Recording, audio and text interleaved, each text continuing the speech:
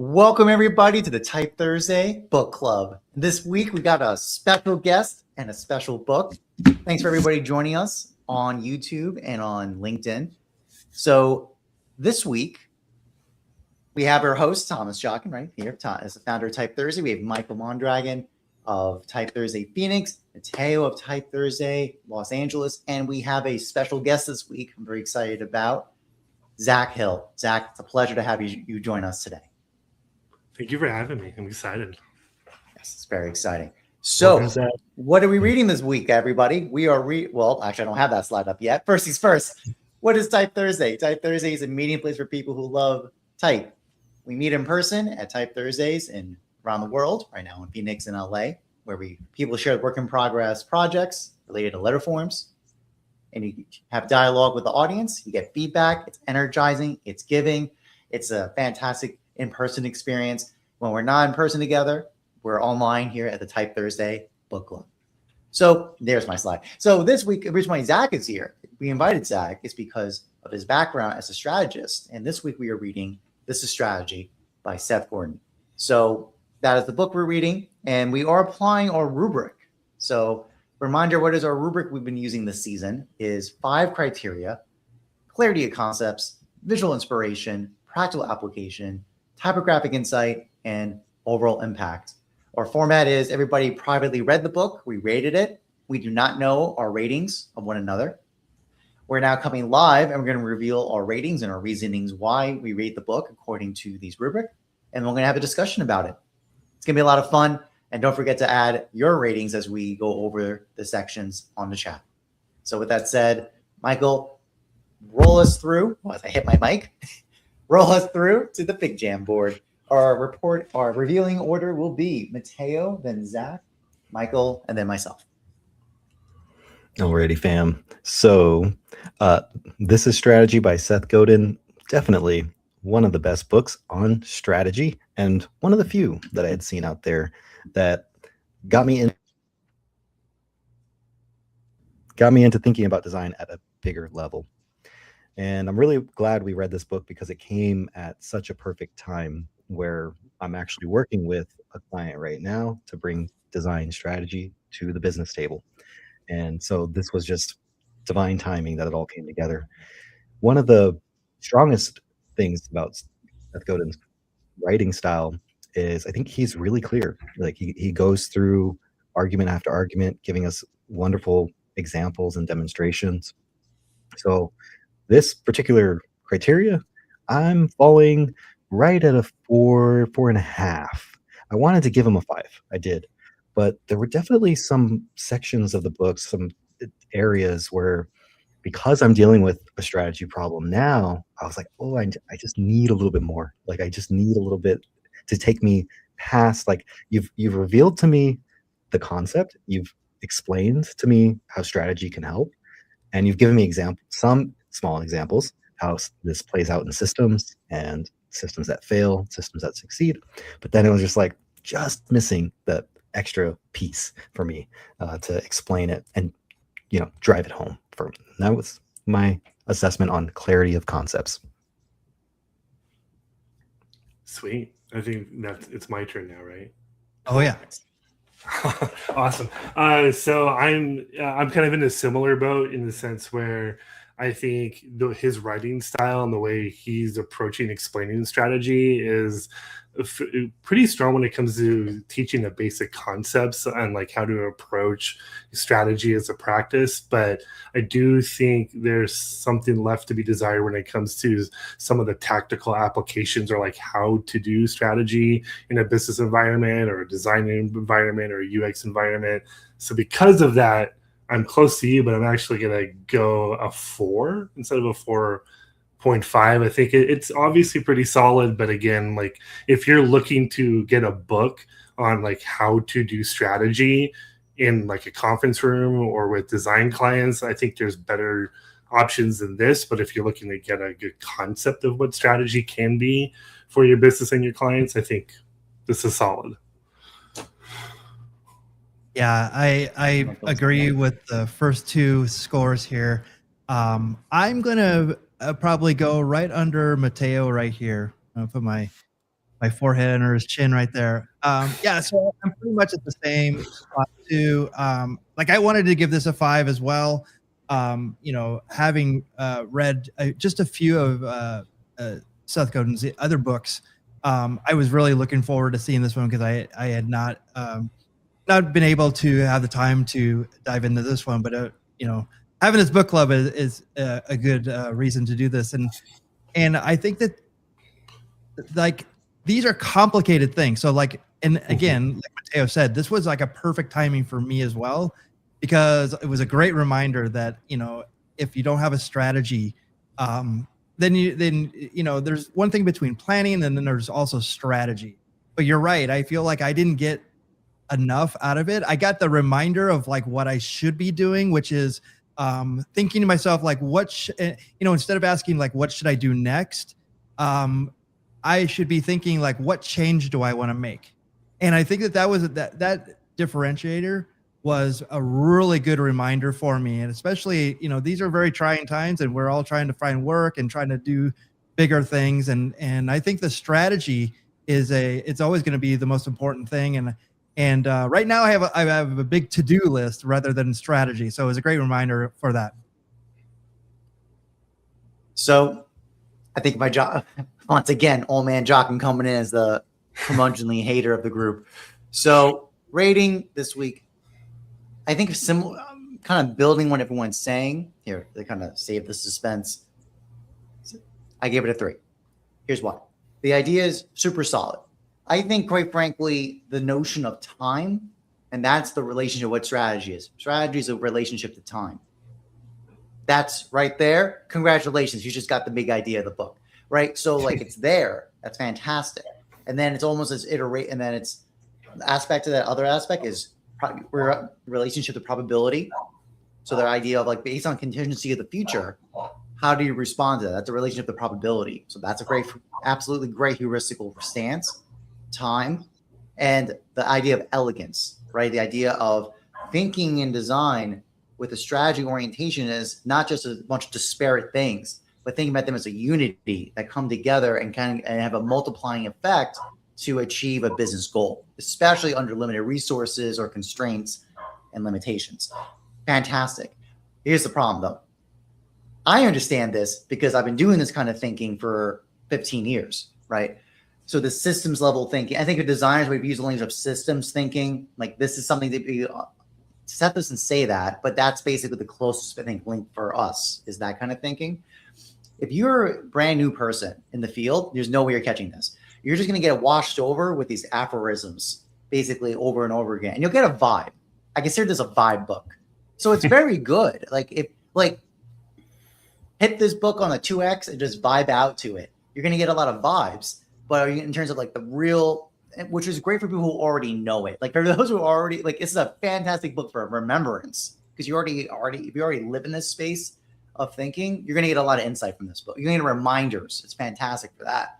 If you're a beginner, this is why I knocked it to a 3. This is going to be like, you're going to get a big wash of vibes. The problem is you don't know what to do with it. That's basically the tension. And there's things in there they kind of pick out or more systematic, but they're very, you got 250 sayings basically, or prompts. It's very difficult to find the ones that are the more concrete for the beginner. That's more, I was thinking about that in my rating.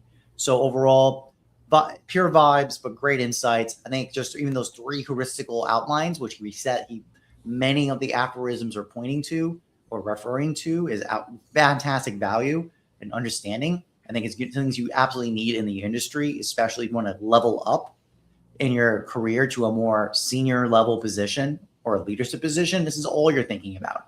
This is fantastic. But the problem is for beginners, you're going to get totally washed out. So I think books like 7 Habits will be much more effective. It's almost like you got to read 7 Habits, then you can come to this book, and then you can kind of get the relationship going on. So that's my rating. Wow, excellent connections that you made for us, Thomas. I really do believe that if you go to 7 Habits first and then you come to this book, This is Strategy with Seth Godin, you'll be more successful in interpreting this and also finding new ways to apply it that Seth doesn't even cover in the book. Because you're right, he's giving more of an overview of what strategy is, how to see it, how to think from a systems level, which is kind of funny because Zach did say that, maybe this is a beginner level book, but then the beginner wouldn't get it. So it's kind of like, where does this book fall then? But it's good. I think it still has its place. So Zach, do you want to maybe chat more about that? Yeah, I think Thomas said it best, but I think it's good for vibes. I think if you're just looking to get kind of an overall feeling of what strategy could be for who you are as a design practitioner or business practitioner, I think this is an okay place to start, maybe just to get the vibe. But I think there's I would recommend actually Roger Martin has written a lot of great strategy books, and he's someone that actually tries to connect design and strategy as a practice. He's written the book Design of Business, for example, Playing to Win.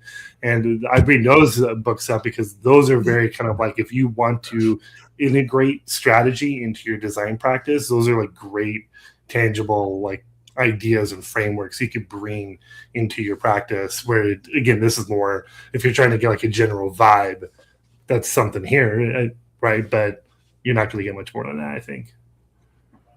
Yeah, and I also think that if you were a beginner, just all those examples you wouldn't think about those companies or those entities having strategy to do what they do. So in that sense, it is kind of familiarizing them, but it is, again, you wouldn't know what to do with it afterwards and how to apply that, and especially for what they're doing, because obviously a beginner isn't the Savannah Bananas trying to disrupt the market in a certain way, but it's it does give you the sense that you could do that.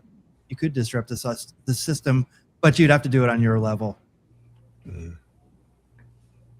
Yeah. A note, shall we transition?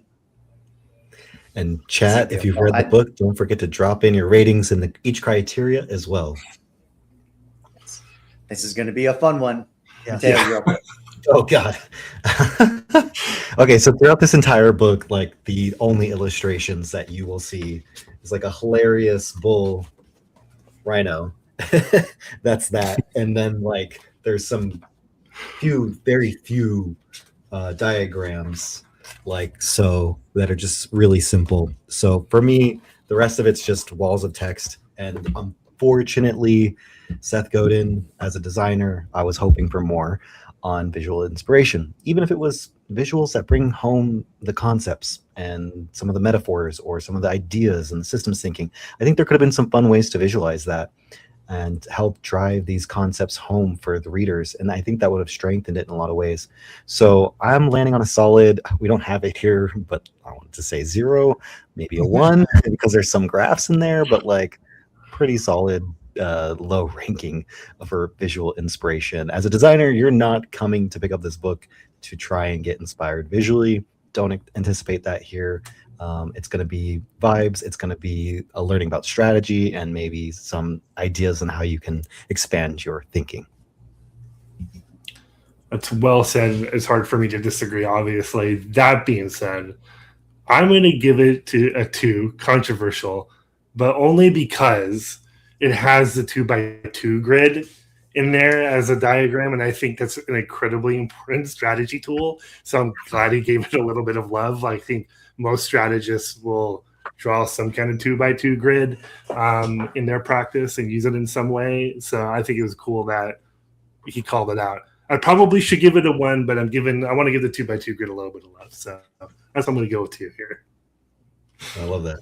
Can you explain the 2x2 for those who don't know?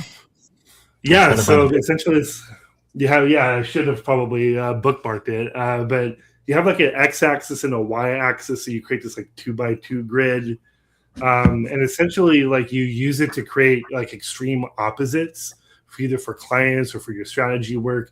And I use it often to try to find the white space or the blue ocean for a brand or for a design experience, to say is there a way we can approach this problem different than competitors? So it's a great way to create positioning for your client or differentiation for your client, identify those things that you eventually obviously visualize as a designer. But you can use it in a lot of different ways.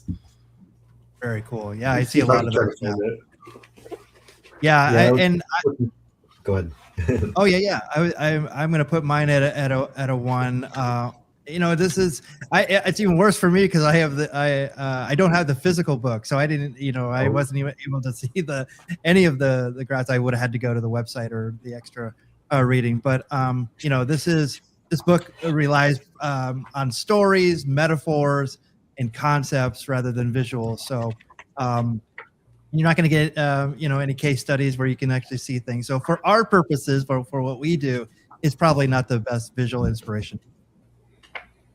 I mean, I'll say 2 things. First of all, I'll give my rating. We'll get this knocked out quick. It's a 1. And for the reasons that Michael and Matteo all brought up, actually, zoom in so I can properly make sure my face is okay. I'm like hiding there between the 2 of you. That's fine. We'll live with that. He's hiding. Oh, thank you, Michael. I appreciate it. Thank you, Michael. I appreciate it. Thank you. Okay. I can bump up Matteo. Nice. You can bring me down. That's fine. There we go. There we go. We can still see the rating. Look at us. Very good. Flying in. Okay. Everyone deselect. Everyone deselect your faces, please. Deselect. My bad. Someone's editing. I think that Michael, might be. Deselect, please. I don't know what I'm doing. Oh, it's not. Oh, okay. There we go. There we go. There we go. Okay. Yeah. So with that said, yeah, obviously for the reasons Matteo and Michael brought up, like this is not what this book's for. I would like to add, I brought it up prior to the recording, that cover. What is happening with that type? I don't mean to be a jerk about it, but my God, it is. Yeah, please, Michael, get Matteo's cover here. Okay. So again, I'll listen. Seth's been in the game for a long time. Specifically, the 8. Well, no, there's 2 notes. One is So right now, the spacing relationship of strategy RAT, that either the complete lack of a ligature, lack of a kern between A and T, just the whack, overly aggressive RA kern, one or the other. It's just completely ridiculous in terms of being unbalanced. That's number 1. But number 2, then the treatment, whatever the font is, it's giving undergrad first font experiment where you take all the cross strokes. You're adding a diagonal slash of a solid 45-degree angle that it's not helping. It's not giving anything really inspiring, quite frankly. All right. So with that said, I read the audiobook, listened to the audiobook, so I don't have commentary on the actual typeset on the inside, but besides the visuals that were pointed out, they're not necessarily the strongest to clarify the ideas. And there were a lot of complicated ideas. They find a grid. Here's why it's a 2. Yeah. Okay. There it is. 2. But and actually, I want to say this. I might wait for. You know what? I'll wait. Well, everyone voted, so I'll say this now. So the one thing, Zach, is that we did. So everyone here, because if you read 7 Habits, you already encountered a 2x2, but it wasn't named that. It wasn't given the name. So the Q1, Q2, Q3, Q4 axis of importance, urgency, not important, not urgent, right? So that's like an example of a 2x2. Yeah.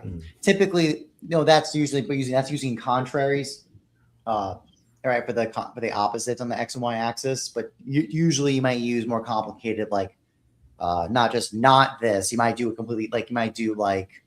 urban versus rural, right, or something like that on an axis, for example. So it's, to be fair, but the basic structure though is from you've already encountered. If you read 7 Habits, you already encountered this. But that said, yes, it is a useful tool that is a lot in strategy. So that's very fair, Zach. I do agree with that. From a design point of view, I'm with Matteo. It's like a 0. But I just think I had to give the grid a little bit of love. That's all. Yeah, give it a little love. That's fine. Yeah. Perfect. Yeah, I think that's it. I think unless the other commentaries, we can move on because I don't think anyone's going to really come in defending us for this. Yeah, that was plenty. That was good. Drop your ratings in the chat if you've read the book. Practical application. So on this one, all right, I'm gonna save y'all the suspense, and I'm following the, would you say, old man Jockin hater mode. I'm kind of going a little bit hater on this book for a lack of practical application, which we say is usefulness for teaching or professional practice. And the reason that I'm rating it at a solid 2 is because I'm in the middle of trying to solve a strategy problem for a client. and we're in the exploration phase, the very early phases. There's a lot of places where I'm looking for resources and digesting a lot of information, and I was hoping there would be some practical things I could lift from this book and start to apply and workshop with my team.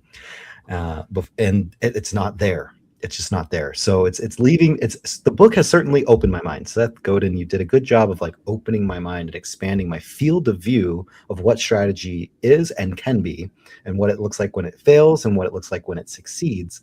But there aren't a lot of steps and like practice. Hey, here's the practical thing you can do. Now, the reason I gave it a 2, there is one thing in the book that stood out to me is like, oh, I can use that. And it's when he talks about having a conversation with someone and he finds this insight out. It's like, and she told me exactly what I needed to know. You can book a call with this guy and he'll take anybody's call, but nobody will listen to him. So if you convince him, he's not, no one's going to listen to that guy. So you'll convince the wrong guy of your argument, of your strategy. She said, but if you book a call with this other stakeholder, everybody listens to that guy and respects that guy. So convince him with the strategy, whatever strategy it is you want everyone else to adapt. And so I was like, okay, that's something I feel like is practical here out of this entire book, because a lot of the rest is, and that's as practical as it got, is kind of, so I was like, okay, I'll bump up my rating because I feel like this is a useful insight, because I've certainly spent time in my career trying to convince the wrong person of the strategy that I know will work. And then later found out that, oh, everyone listens to this person. So to hear that, it was just a reminder of, okay, yeah, you've got to find the stakeholder who has the most influence to evoke the strategy you want to put into effect. I'm going to cut to the chase and be even meaner. I'm going to put it at a 1 for practical application.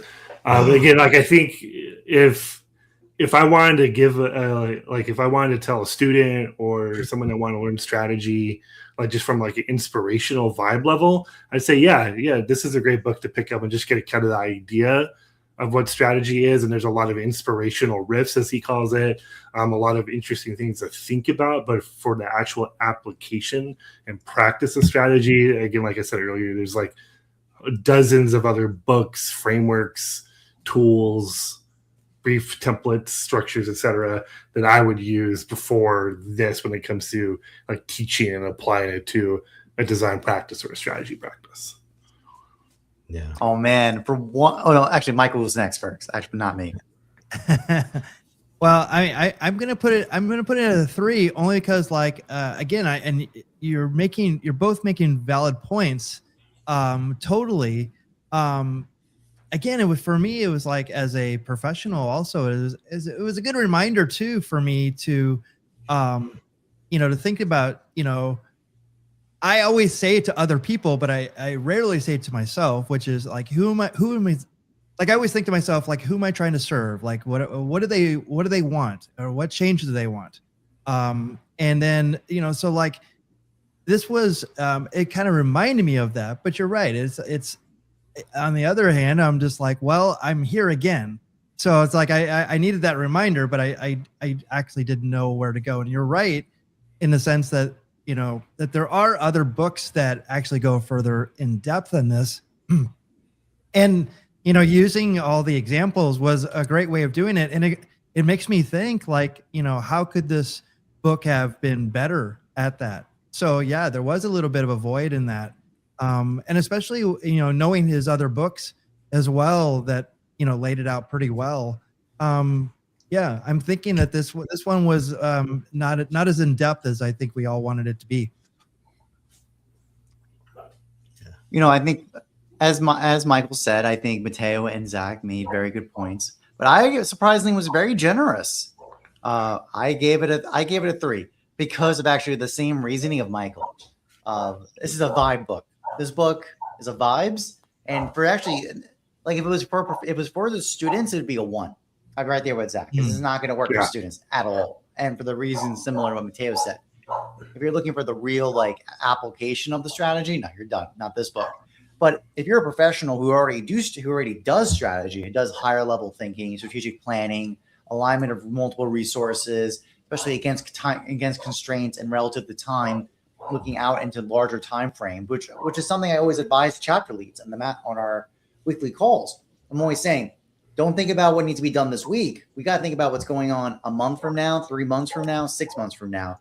And the longer your bigger your horizon of time is of concern, the more thriving you are as a chapter. Is the kind of one of the hallmarks I go over with chapter leads. If you're worried about the next week or the next day, we got a problem. That's called crisis. That's no strategy. That's pure putting out fires. There is no strategy. The strategy is surviving. That's coping, not thriving. So that's my point. So like I have that in my bones from just doing this for so long with Type Thursday in my professional career. So for me, this was a reminder. It's aphorisms. That's how I see this book. It's an aphorism book that if you already do this in your professional career, then you're just getting reminders, which are useful. They're very refreshingly useful. So that's why I'm not giving it a 5. No way. Like that's not going to work. But I don't think it's a 1 because of the value it's almost like this book is meant for someone who's already in a professional who just needs like that little reminder. Like you're kind of in the rut, you're a little down on yourself. You're just kind of like, man, what am I doing right now? Let me go back to Uncle Seth. Let's see what Uncle Seth's got to say. And you just kind of let that flow through. That'd be my assessment. So there you go. Thomas, you hit the nail on the head. I had to kind of like look up what does aphorism mean. And it's a short, concise statement that expresses a general truth, a wise concept, or moral principle. And that is this entire book. Lots of short truths. And I think that's where I was having a lot of frustration with Seth Godin in this book, because I've heard wonderful things from him in listening to his podcast, his content, consuming some of the articles that he's written, the other books, heard great things about him in our industry. So when I picked up this book, I was hoping there was going to be a lot more practical application, but unfortunately there was just a lot of short truths that, I was just like, well, yeah, but what's next, and wanting more. Just left me wanting a lot more. So, anywho, well said, guys. Yeah, Thomas is actually teaching us words like pedagogical is a word that now it's in my vocabulary. I love it. But that's the strength of this, and you're right. And it's and just like Thomas said, I think that this book does encourage long-term thinking, which is something that Thomas brought up before. How that happens is a different story. It doesn't really give you any practices or tools to do that. Not as many as I think that we wanted from this, but again, it's you can apply this over different disciplines, but it's like, I think it's kind of too easy, to be a top level like that. I think Thomas really captured one of the biggest strengths, like tactically in the book, even though there's not a lot of tactics, is when he's talking about time. Because I do think strategy, like a strategy practice, that's one of the things that you're trying to battle is the instinct of like data-driven instant gratification when you're working with clients in either strategy practice or design practice. They want it now and they want it measured.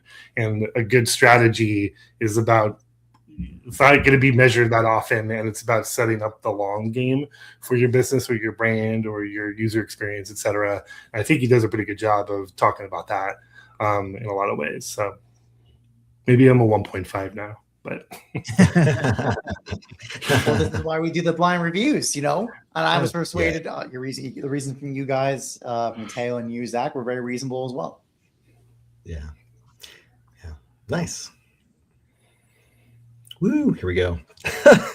Okay, another funny category for this book, because this is not typography and you're not coming to this book for any typographic insight whatsoever. The printed matter of the book with the heading structure and the bullets is kind of nice. You got like a heading, you've got indentation, you've got some bulleting going on, and pretty short, easy to read paragraphs, but that lends to say like what Thomas's note is about is this like book is full of aphorisms, and that's about it. And they've got headings and a numbering system. I think my favorite part of this the typography, and there's a numbering system, like there's a running header that keeps track of like all these ideas, but then there's so many, and you're like, how do you lock in on the one that you need? But yeah, typographically, unfortunately, this book is sadly scoring low. It is a 0 to a 1. You're not coming to this book to read about typography. So if that's what you're doing, yeah, find another book like Robert Bringhurst or Ellen Lupton's, Thinking with Type. But yeah, not this one. I agree with both those book recommendations, obviously, and I obviously agree with you as well. Don't come to this book for typography. I do agree, like it's typeset okay, like it's chucked down okay. Okay. That's it. Yeah. Yeah, it's okay. It's fine. But that's it for type here. Not so much more to add. Yeah. Well, again, it's going to be a real credit over there. I might even I guess down where it's. Yes, I can get that little space in between the star and the one, and just hang my head over there. Yeah, there you go. Yeah, you're not going to be coming to this book. I mean, this book is about systems and decision making and leadership, but it's like and it's funny that we were talking about this because that's what like we love about typography. It's like, but it's not demonstrated in this book a bit. So we have nothing to say about it. Probably more. I can't wait for Thomas's one. He's probably gonna give it a 5. Here comes like a 4. Once again, the contrary is, but surprisingly not a 5. It gets a 2. A 2 for exactly what Michael brought up, which is, so I hinted at it, was that because strategic thinking, systems thinking and design, and typography and type design is all systems thinking, because that's our closest overlap to strategy, right? And because so those are training and strategy is a training in systems thinking, right? And training in systems thinking is a training in strategy. So, and because that's related to typography, very clearly so. In fact, typography is one of the areas that I find graphic designers get the strongest in the understanding of systems and process is from that. So as a result, yes, you can get insight from it, but it's super hard. Like it's there, but it requires someone who is already thinking in that way to even see what that's talking about connects. That's why it's getting a 2, but I don't think it's a net 0 or a 1 in that sense. I think there's something here. It's just a lot lower than you. It's going to be you're going to have to do some work to get it. It's there, but you got to do some work. So, but I am the contrary person. Once again, just in the other direction this time. Yeah. Nice, great insights there. I think we're ready to jump to the next one. Yeah. Alrighty. So overall impact. Because I hadn't in my career and in school, I gotten a lot of these books about strategy. It was a lot of like figuring out, having conversations. Really, AIGA Los Angeles chapter started to make me think about strategy when I was working with Amanda Hovist and Patrick Fredrickson, the president, vice president, and then Bernie Rosari, who was, I think, the also on the executive board at the time. And they got me thinking about strategy as a team, because they would get us together as a group of designers and we would look at the problems in front of us that we were dealing with as an industry, and we would strategize about how we can solve them and think creatively and outside of the box. And I loved that. I loved every bit of that.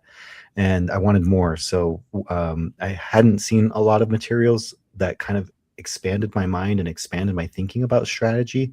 But Seth Godin, you know what? You land on a solid 5 for me for helping me expand my mind in this area and having a lasting relevance in the field, because there weren't a lot of books that made me look at strategy in the same way that you did. So well done.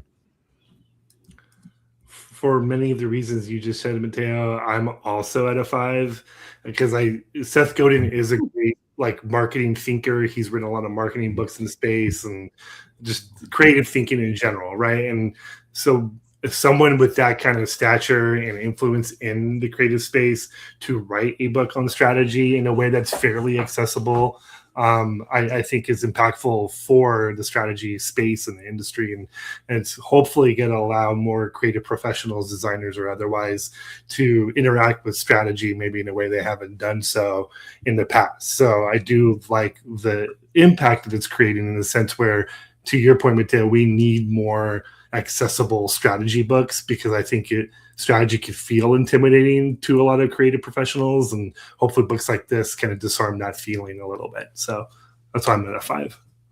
Nice. Yeah, these are great thoughts. I'm only because I don't think I'm going to fit on here, so I'm going to put myself right there. I'm pretty close to a 5, and for all the reasons that you were saying as well. So like, again, I one of my first teaching gigs was at Chapman University, where I was teaching business for graphic designers. And one of the things that I would always talk about is that we all know how to do art and make stuff, but what does it mean as a business, as a designer, right? And when I started, I never thought that any of these things applied to me. And so, like, when I was getting into the Gary Vee books and Seth Godin and there's other people that escape me at the moment, but when I saw Chris Do interviewing Seth Godin, it reminded me, it's like that, he's one of the first people that championed, the business of graphic design. So it's like, it all ties in, and we're all equals, and to do better business, we have to do better business and know what that even means. So strategy is like, I took it real seriously it was probably about 10 years ago when I started getting into it. So a lot of these books, a lot of this thinking, and it's the reason why I'm sitting, on this video right now is because, Thomas's Type Thursday was like, had that ecosystem of not only just doing, kind of a thing that's super niche, but it's like people love it, but also there's a system behind it. And I was really eager to get into it. So this, for that reason, it really reminded me of this, like, we always should be thinking about strategy. I know that we want to do the fun stuff and making stuff, but strategy is going to, keep us around long term. Wow. No, great points, Michael. I really appreciate what you're saying. Sadly, I have to be the kerfuffle and kind of really dampen this, and you got it too for me. Okay. So, and here's what. Listen, because here's the thing.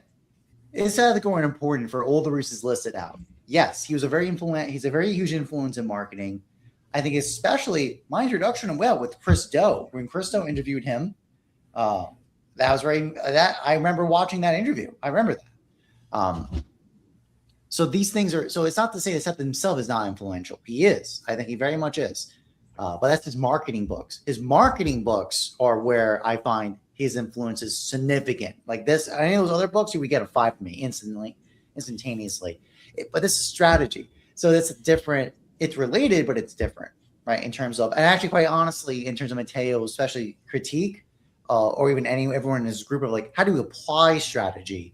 I find for me personally, that's interaction of marketing. It's the marketing strategy interaction is where that application side shows up, in my opinion. So I think I've not seen designers really apply the strategy thinking that what Seth's pointing to, which is meaning there's a gap. I think there's still work to be done to find the books that bring that strategy thinking to designers. And I think actually in the context of AI, when we're trying to get this context, what makes designers unique? What's the response? It's taste. Yes, we've seen that discussion. But the other aspect is asking the right questions, right? Asking the right questions, having the right frameworks of consideration, addressing probability spaces and thinking through the matrices of different strategies, of different optionalities. Yes, the AI can help you iterate out those ideas, but someone has to drive it.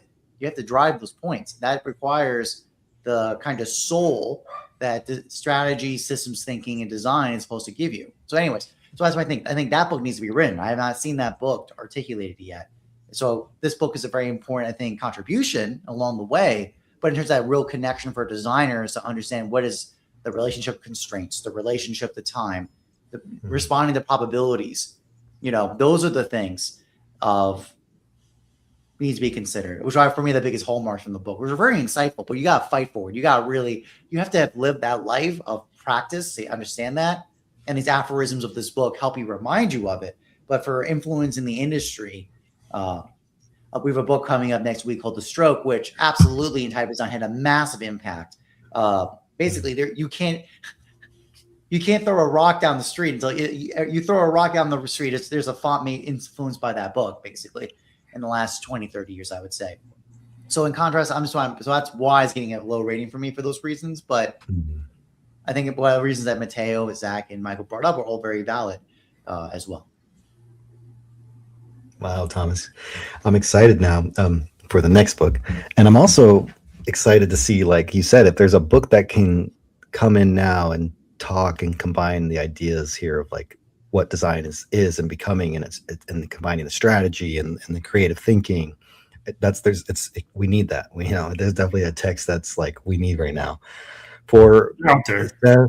They're out there. Okay, yeah, I'm curious. And for Seth in this space, I think you're right. I think he's highly influential and has had a major impact in the marketing space. I'm going to go and I have some of those books too, and I'm like, okay, I want to read more. I want to see what other insights he can give me to see with like helping solve the problems that I'm faced with right now, especially.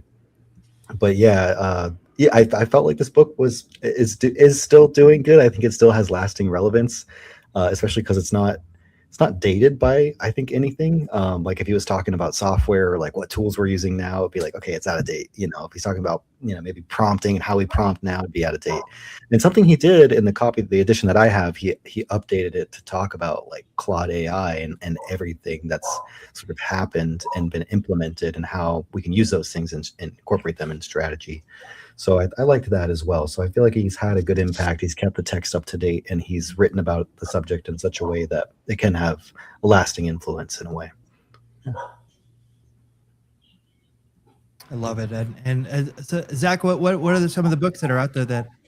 Yeah, there's Douglas Davis wrote a book several years ago, Creative Strategies and the Business of Design. I think that's a great one to get a kind of a stronger connection between design and business. Obviously, I mentioned Roger Martin as well too. He's written a bunch of different books, and then one of them is The Business of Design. Literally, that's the title of the book, and that there's a lot of really great insights there.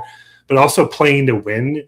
It's not directly like a design and strategy book, but I think what it does unearth to me is that the commonalities between design and strategy, like Thomas brought up a good point. I think there's two main commonalities. It's questions. You're asking great questions and making great choices. I think that's what design and strategy have in common. And books like Playing to Win and Business of Design, Creative Strategy, and the Business of Design, those kind of books are kind of connecting those dots that Thomas is talking about a little bit. Mm-hmm. Yeah, I wonder because and it's like, is having great strategy, is it what's better, to have great strategy or great execution? And I feel like I know what it is now. I know that you can't have one without the other. You could, and if you have great execution, it's not long term. And I've been always that person who's always executes, right away. But it's like as far as planning out, I've always felt unsafe about that. So it's like, this is a topic that I definitely want to delve further into and learn more about it. Yeah, I think both, like you said, both is needed at the end of the day. Yeah. Yeah. I love that you gave us the Douglas Davis. I looked it up, that book, Creative Strategy and the Business of Design, and it looks like a good one. That might be working its way into season 2, maybe. Yeah. There you go. Highly recommend it, for sure. So onto the wheel. Onto the wheel. All right, just give me a second. Don't forget to like and subscribe on YouTube. Helps us out a ton. Drop your comments in the chat. How did you rate these books? What did you think about the overall impact? Yeah. What did you think about This is Strategy? And here we go. Right. So let's get a new one in here. Let's do it.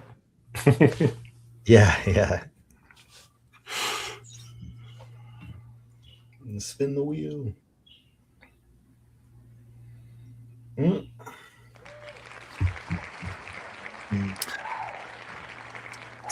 palette, color vibe. That's funny because Thomas was calling it a vibe book, so you got to pick the right. No, it's very appropriate. Very appropriate. The wheel was listening. Well, Seth loves really bright colored frame glasses. I know that. Sure. So I want to throw in some very bright fluorescent like spot color Pantones, some metallics, maybe some metallic coated on like a yellow green, lime yellow green, something like that. Metallic Pantones, my God, like that takes me back. I used to do those all the time. Yeah, I think the navy blue and white is like perfect for this because it does feel like it's a business. Yeah, I think it's almost like the perfect color palette for it. Yeah. Well, what about a reflex blue, Michael? Oh, is it reflex blue? Shout out to my production people who know that reference. Yeah. I I like that. I think Michael, you're spot on too. It's like the palette that they chose with like the blue and the white is very like businessy, and this book feels like it's reaching those business people for sure. Thomas, I like, great point about his glasses. He's always wearing something that's very like fluorescent and shiny and eye catchy. So I think this could have been like something, brighter, more intense. And I like the idea of like a minimum, just to jump in on that. What if they just made Seth kind of pop out of the counter of the O where he's placed, and they did the spot color hit on its glasses? Oh, that would be so hilarious. Oh, that would be if they were gonna do it. Yeah, because that that would have worked if they like spot colored his glasses. That would have been badass. Yeah, yeah. That's such an easy call. I wonder if there's a color palette that could be created for this book that kind of represents the kind of the chunkiness, or what is it, the riffs? Is there a way to like colorly, like symbolically represent the riffs? Yeah, because there's definitely some thematic. I agree with that, Zach. There are definitely some thematics, elegance, the elegant sections, time sections, probability sections. Those usually could have a color coding system, so at least you know very quickly visually which section, like which vibe cloud are you in? Like which one are you in? That's a good point. This could have easily been color coded. Like color modulation for this book would have been awesome. They should have done that. But if they would have done that, that would change our visual inspiration. That would have been a big increase. Yes. Yeah.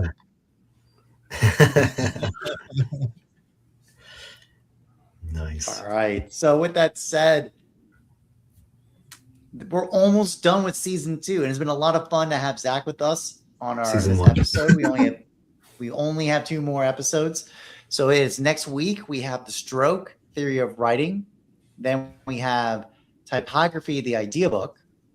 Then we have Physical Type Thursday in person. It is not listed on the slide deck, but we will have one more episode, to my understanding, which is our recap episode of season 1. So that will be a lot of fun. What was the best? What was the worst? What were our big takeaways from all these books we read in season 1? So be sure to keep your eye out on the local chapters of Type Thursday or on YouTube for Type Thursday Global. Like and subscribe. As always, remember to come join us at Type Thursday Global for the Type Thursday Book Club. And obviously, I'll throw it over to Matheo. What's going on at Type Thursday Los Angeles in 2 weeks? Yeah, in 2 weeks, we're going to be in Pasadena at HMCT Art Center. 3 presenters are going to show their work in progress, and you, the audience, get to give your feedback. So sign up, get your ticket. There's no other place that you can buy a ticket for $10 when it's on early bird, and get pizza, drinks, and food, and networking, and insights all in the same room with your favorite friends from Type Thursday LA. And also, if you're in Phoenix, Michael, you want to tell us about Phoenix, Arizona? Yeah, we'll be at Dialogue again, and we've been growing, and people are really, really enjoying this. We're still in our first year here, but we are growing so fast, and we took off March, and the consensus was that everybody missed it terribly, and they were afraid that we weren't coming back, but they did. And we were excited, and they're even more excited about what we're going to be doing in June. So definitely come out and see us. We'd love to see you. Yeah. Awesome. Woo. And by the way, before we close out this episode, this coming Type Thursday is Mateo's last Type Thursday. So there's a lot. So obviously it's the big handoff of Type Thursday from Mateo's term to the next chapter lead, Andrea, who has been a greatest fan of Type Thursday in the chat of these book clubs. So Andrea, shout out to you. And so don't be sure to keep that in mind. Yeah, we're limited. Don't forget that. We got limited stock for these early birds. Limited be sure to stock. get on that. They're going to sell out. So another reason why to be sure to check out Type Thursday, Los Angeles, especially this coming event. So with that said, obviously, Zach, it's been a pleasure with you to have us join us this week. Thanks for having me. I appreciate it, guys. Absolutely. I love you all. I appreciate you having me.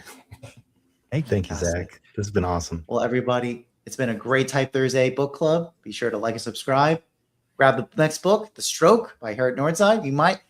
Little Bird told me we might have a special guest join us for that episode as well. We'll find out if it pans out, but hopefully it will. It's going to be a lot of fun if it does work out. Everyone have a great week, and we'll see you all next time. Thanks, everybody. Bye, everyone. Thank you, everybody.